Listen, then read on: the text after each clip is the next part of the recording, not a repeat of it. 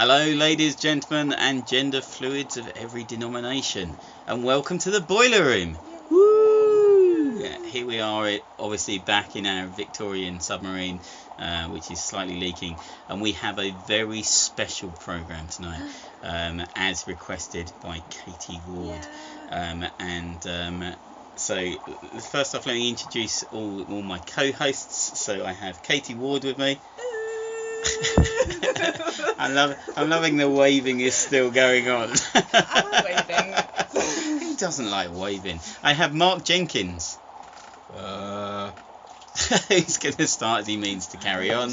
And of course, we still have Rich Boarman, our resident wizard. Hello. But tonight, it's a particularly special night because we're going to be talking about Doctor Who and how that influences our various genres. So we feel that there should be this being said. Sorry, can't say. What's that word you use? Spoilers. I like that word. I thought you might. Doctor, you and your secrets. You'll be the death of me. Sorry, can't say. Oh, spoilers. There's going to be spoilers tonight for people that haven't watched episodes from the 1950s and 60s. From 63 to 2017. If you haven't watched all of them, That's shame it, on yeah. you. Wow. What are you doing with your lives?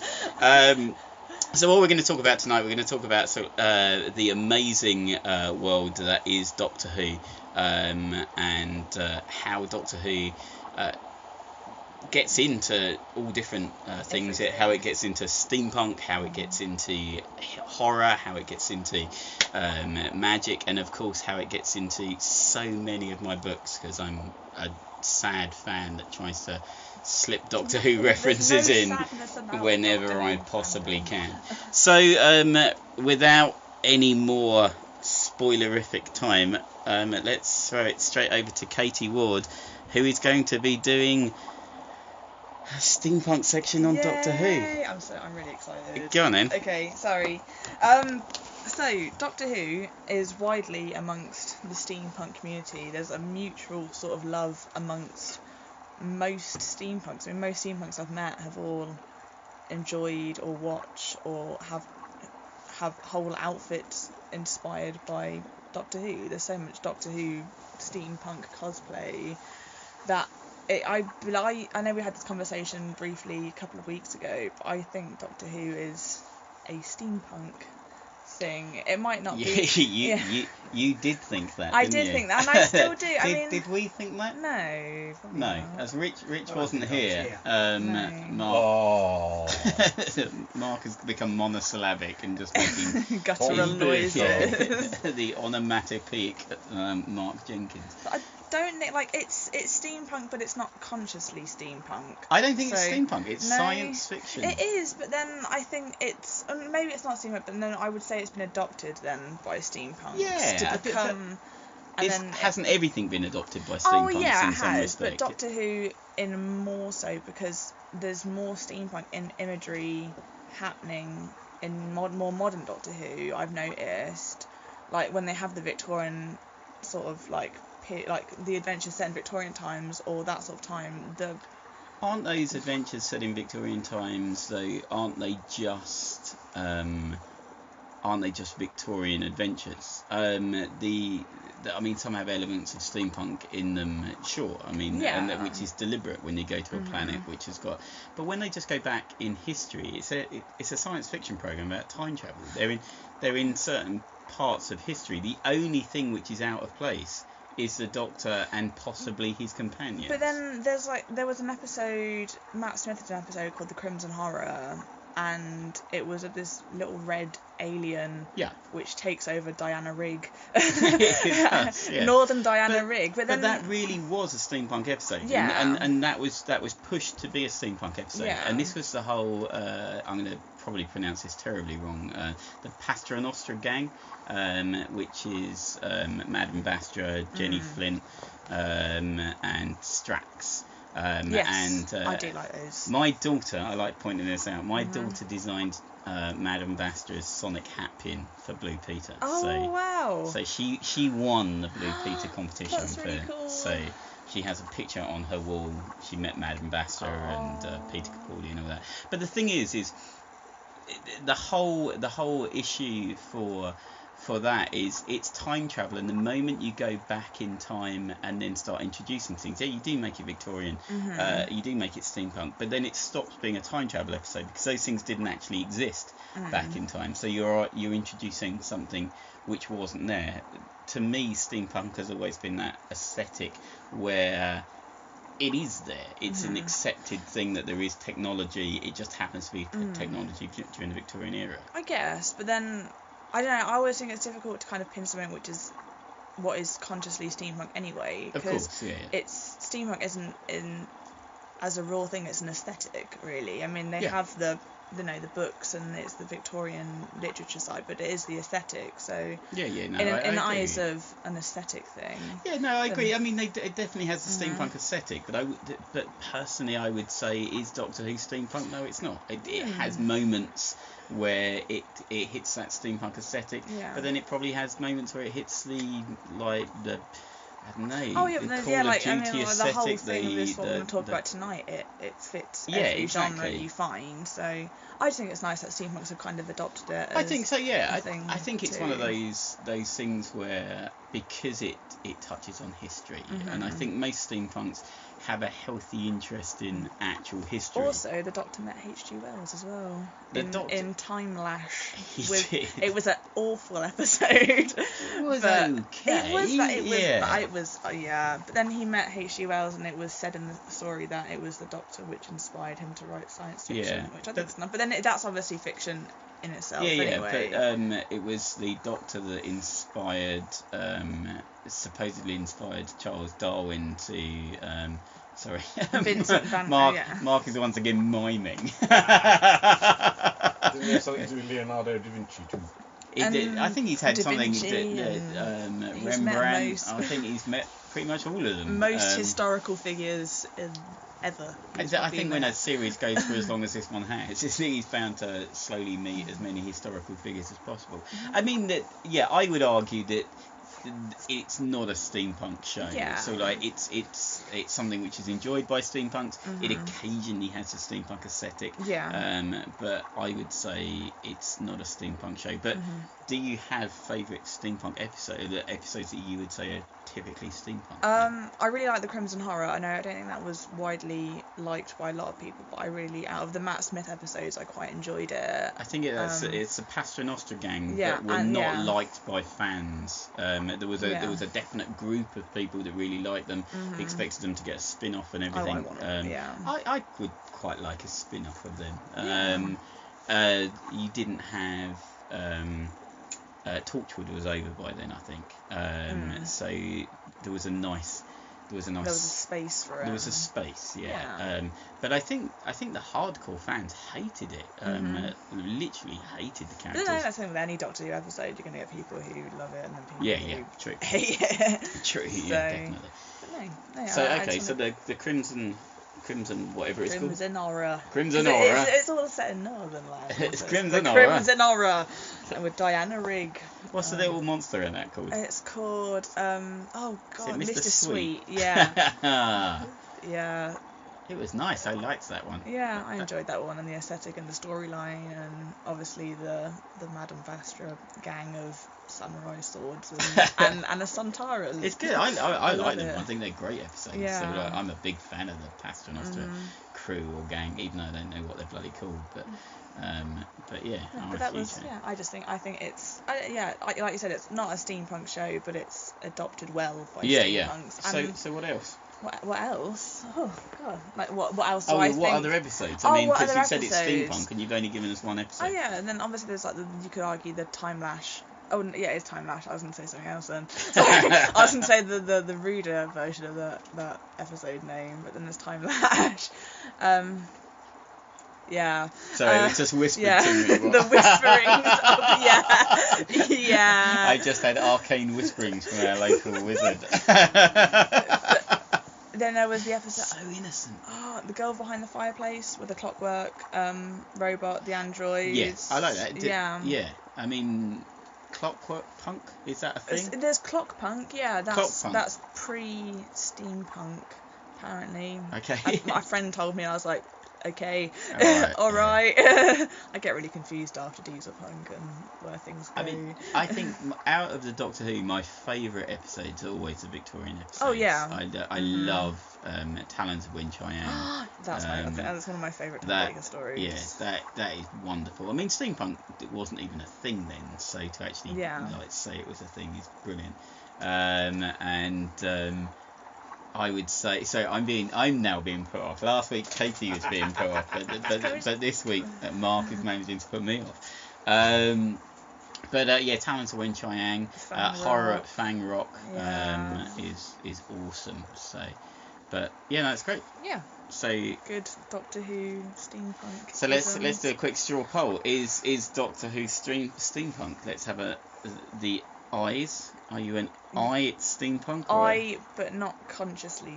But it is still steampunk, just not quite consciously steampunk. Brilliant. And Mark, yay or nay? A reserved no.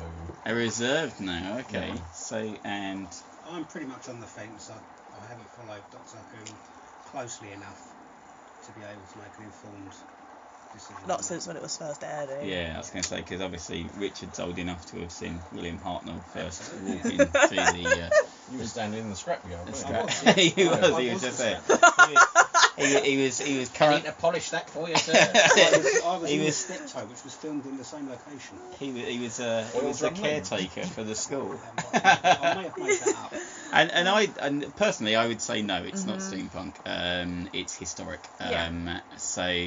So that was no votes. There's lots of no and kind of a yes. Right. Okay. Brilliant. Yeah. So let's find out. So let's throw it over to Mark Jenkins and find out, is Doctor Who horror?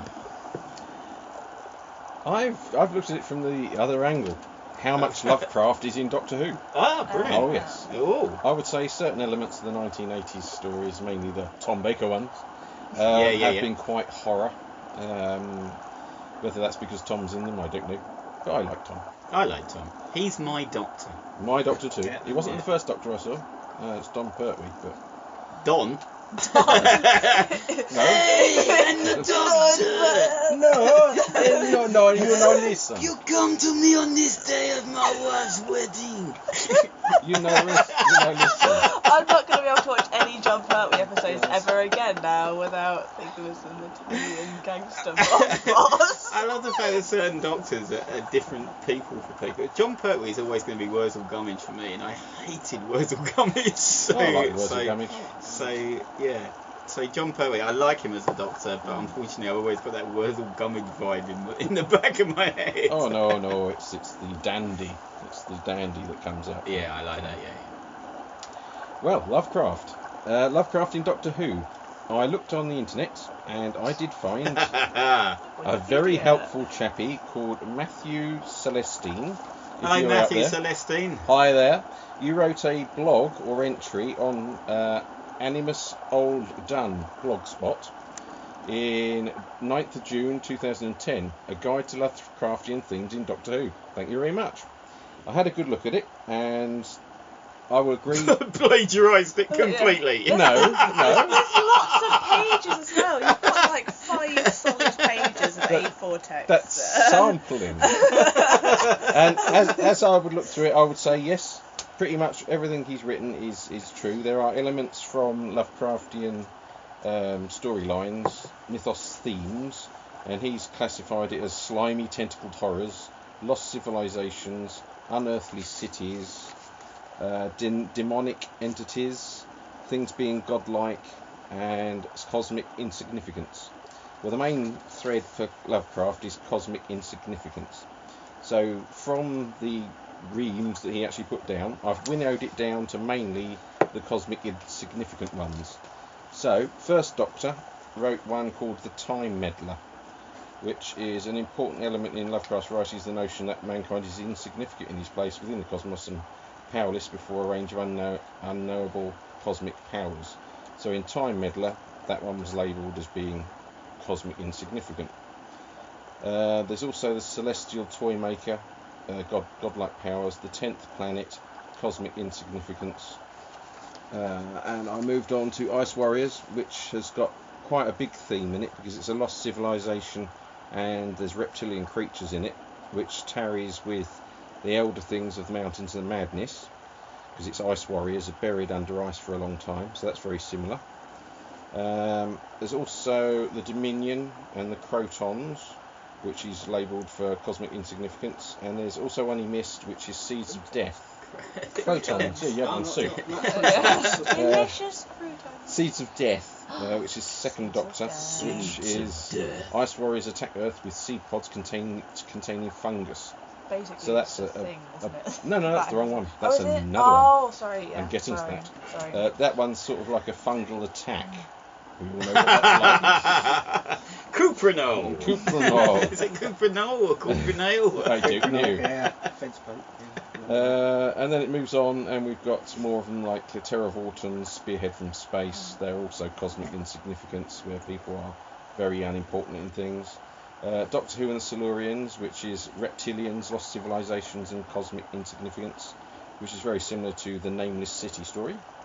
Ambassadors of Death, Claws of Axos. Where are we? The Sea Devils, of course, which is they're very much like the Deep Ones. So it's aquatic beings, lost civilizations, and reptilians. Three Doctors, Time Warrior, Planet of the Spiders. They're all godlike and cosmic insignificance. Terror of the Zygons, he's got ones as well. That's the same as the where are we? Leafing through his wad. The problem's when it's someone else's, mate. So. Silurians. That's very similar to that one. And Pyramids of Mars. Oh yes. Oh God, no, not that episode. That one is very, very. Don't. The Hand of Sutek. That's a fourth Doctor, Tom Baker. Yeah. And there's a Egyptian-style god who lives on Mars, and he sends his emissaries and his spirits down to the planet to control people, and that's very Lovecraftian. Nyarlathotep. Yes, but it's not that one. It's actually Sutek, who has a hand in quite a few things. And we're all making cupping motions, which yes. is what I think is quite nice. Everybody is gently cupping each other. I will say, when he stands, watch the chair. Yeah, there is a hand. There is a hand. And there's also Seeds of Doom, which is the main one, which is probably my favourite Doctor Who episode, which is there's a base in Antarctica. While they're exploring the surroundings, they find this seed pod. And they take it back, it hatches out, and this monstrous thing takes over one of the scientists. They send for help, it gets through to UNIT. Tom Baker and Sarah Jane arrive, and they actually say, oh, it's a particular thing, it's very dangerous, but they normally travel in pairs. Bit strange that, but never mind. So they go out and they find another pod. The one that's hatched, they destroy the alien that turns one of the scientists into. And the other pod gets taken back to this bloke who's absolutely barking. By Boise, isn't it? That's Boise, the episode yeah. with Boise. With Boise. And he hatches this. It's a guy called Chase Meridian. He hatches the seed. Great name. Oh yes, very, Chase Meridian. Intentionally tries to infect Sarah Jane. No comment. And accidentally infects one of his colleagues. The colleague then becomes this giant haystack-sized monster full of ropey tentacles, and it attacks the house. Full of ropey tentacles and BBC special effects. It's very ropey. Bubble wrap. By the end of the episode, it's bigger than the house, and the house is actually a country house. It's massive. And that one is very, very similar to The Thing, the 1982 and 1953 version of The Thing.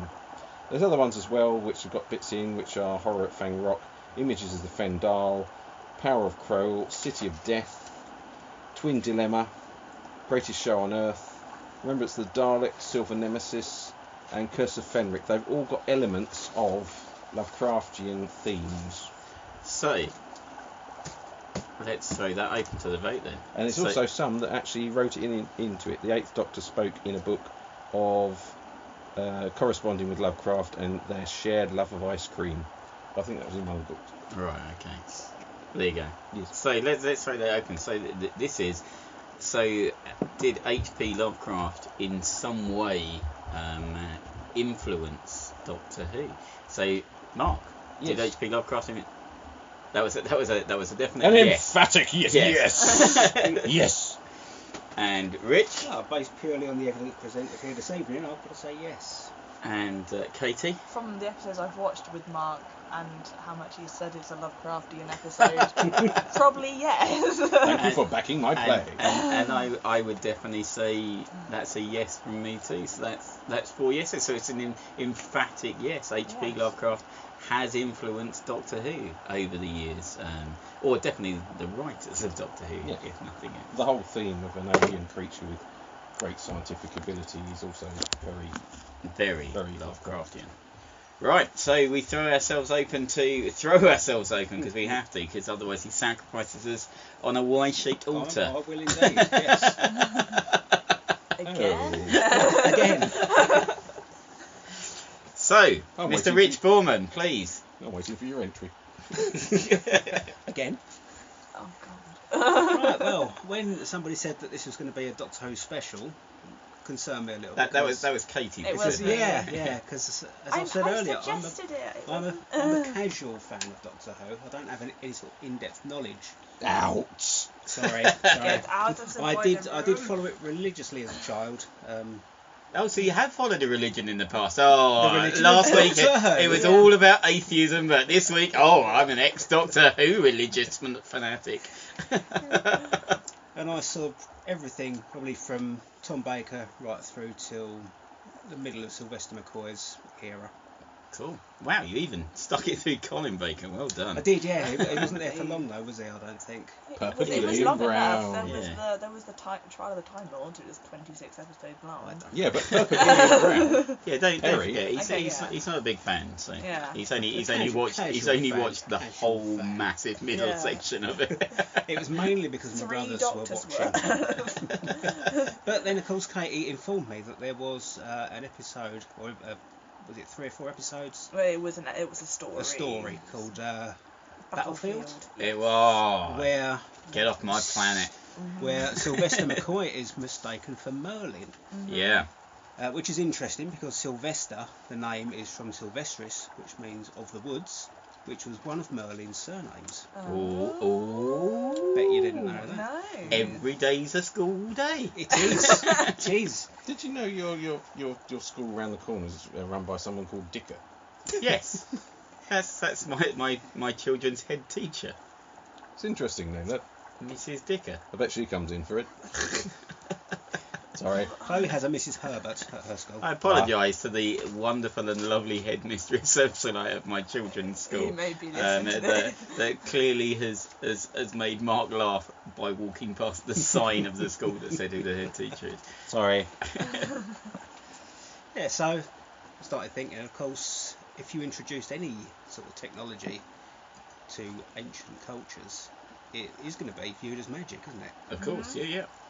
And the life of the Doctor does fit with...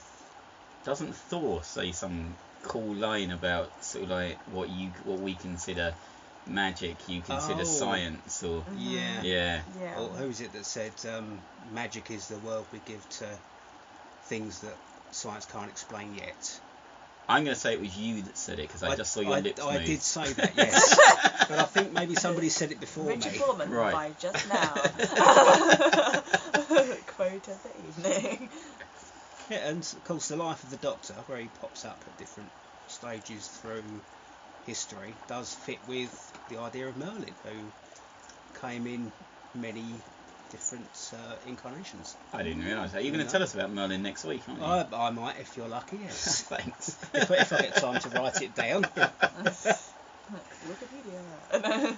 There will be no Wikipedia I know, on you've my got watch. many a book, darling. And they're all up here. Yes. He pointed to his head, by the way. Yes. Nothing else. Up here, In not case, down here. in case you were wondering, you had a library stored upstairs. A library hat. I was going to say, we used to have a library on the submarine, but the pages kept getting wet. So It's the dampness, isn't it? yeah. So it's all the semen. They sweat. They get sweaty. It creates humidity. Yeah. That's what I meant. Yeah. Obviously. Of course Yeah, you of did. course. Anyway, dirty. where were we? I don't know. You were talking about Sylvester McCoy being Merlin. Something Well, fishy anyway. I think that's quite a fair Oh, then it is. fair So, assumption. so- Excalibur did go to him. It called to him in that episode. well, there you go. And a little red flesh. So let's Yeah. throw this. Let's throw this open then. So, do we believe that that Doctor Who is somehow influenced by magic or has a magical influence to it? So, Rich, Partly, yes. partly. Katie, I'd say so. Yes, it's just it's more disguised magic. than- disguised magic. yeah. So science masquerading Yeah. as magic. Mark, Do we believe in magic? do we believe in magic? Ghostbusters. Yes, I would say the theme actually runs through it quite a lot of episodes, and things that people are using as some sort of science and technology industry Science and technology. are yes would be viewed as magic. So I think that's. I'm going to say definitely. I mean, the man has a magic wand in most incarnations. True, yes. So like, although they call it a sonic screwdriver, but yeah. Magic I was sunglasses. going to say, God, Yeah. don't start on the The magic bloody magic sunglasses. So I think that's an emphatic yes. So like there is an element of magic that runs through Doctor Who. So influenced by H.P. Lovecraft, elements of magic running through it, not steampunk. Yeah. Well, not So- to you guys. Not to us, guys. No, I mean it's definitely got an aesthetic. Yeah. Let's say. I'm not actually throwing anything into the mix because what I was planning on talking about was the latest episode. But unfortunately, some of my co-hosts haven't actually seen the latest episode yet because they were actually having proper lives at the weekend and Playing with kittens. and having a new kitten introduced to their house. I So don't have TV, of course. yeah, and obviously our wizard doesn't have a TV The because crystal ball wasn't tuning in, was it's it? difficult to No. plug one in the middle of his glade. And I'm too 'Cause tired to pay for a license. Because he has a Glade plug-in. Boom. Yes. But so I was going to talk about the episode. I can't talk about the episode. I would just say that I thought it was fantastic. I think there's enough spoilers out there already from the BBC that the Christmas episode is featuring Peter Capaldi in the Christmas episode, so we know he hasn't regenerated, and it's also I know featuring about this bit. I'm David so Bradley excited. playing the first Doctor, which is stunning news. David Bradley, I've met him twice, and he is possibly one of the nicest men that you will ever meet. When I met him, he had only really played the leader of a drug gang or a violent gang in Ideal, which is a comedy, believe it or not. And he was an incredibly violent character in that. And he had played the caretaker in Harry Potter. Yeah. Hot Fuzz. Oh, and of course he was in Hot Fuzz, but in Hot Fuzz he was lovely. Yeah. In all the Simon Pegg things he's lovely because they use him for the fact he's a lovely actor. But his main roles were just really quite grim roles that I knew him from. So to meet him and find out it was lovely. But then Adventures in Space and Time, when they did the wonderful Mark Gatiss tribute to the beginning of Doctor Who. Was just phenomenal. So the fact that David Bradley I'm is so happy he's coming back as it. Cause I thought but it he's was now so canon brilliant. because he wasn't Doctor Who. David Bradley was was never the Doctor Who. actor who He plays was Doctor Who. he was playing William Hartnell. That's who he was playing. But now he's officially Doctor Who. And that just makes me happy. And the reason it makes me happy is because Sean Pertwee is sitting out there so keen to play his father's role and play the third Originally, Doctor. He wasn't though. He was very didn't want reticent to, at the yeah, beginning, but and it's then- like he then did a Halloween And thing, he was and like, I'll do it now. That just- Twitter post, it was awesome. It was oh, like, just Halloween. stunning. And you're just thinking, I just want him to play that role. I know it's his father's role, but I think Sean Pertwee's now got enough of a standing of his own right that he can now play his father's roles without thinking, oh God, I'm just following in Dad's footsteps. But it was a brilliant episode. They put Bill has definitely become one of my favourite companions of all time. The actress that played Bill, Pearl Mackie, it's just been a stunning actress. And the stuff that they put forward for her in the trailers, so like when they did these little 5-minute vignettes. Vignettes, is that what it's called? Vinaigrettes. That's a vinaigrette. That's what you put on a salad, isn't it? Yeah, a vinaigrette. Yeah. So when you get these tiny little pieces, they put a couple of those out just before she played the role. And she came across as awful, and I was thinking, oh God, really? We're gonna have another horrible, sappy, sort of like two-dimensional, I'm just following the Doctor around character. But she was really, really good. So like some fantastic lines. Mentioning no names, but you know who you are. Yeah. So it was just stunning for a last part of that season. I just saw everyone that really played the roles well. I even ended up liking Nardole at the end, and I think, yeah, it just all of it was very good. So generally stunning. I forgot to mention my books. I mentioned the TARDIS in Dr. Tripp's Time Terror. I jokingly start to name a time travelling device, and they start to give it the initials of the TARDIS, but they call it something else. And it's also mentioned my new book, which came out on July the 1st. So Morningwood. That mentions it as well. So at the very beginning, because it's set in the 1960s, there is a scene where Morningwood is sat in a Mini and he starts discussing this new television program which has started. So that dates exactly where it's going to be in history. So he's talking about Doctor Who. But there you go. I think that's our Doctor Who episode. I think we found I definitely magic, definitely H.P. Lovecraft. Aesthetics of steampunk every now and again, but I think the nice thing about it is it has aesthetics of everything. It's everything. Doctor Who is just it's old enough to have developed and integrated with so many genres, and it's just loved by so many people, which is definitely.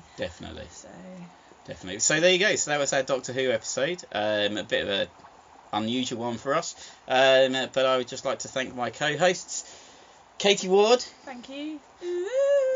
I just want to do that. I wanted to do that all over. Mark Jenkins. I think.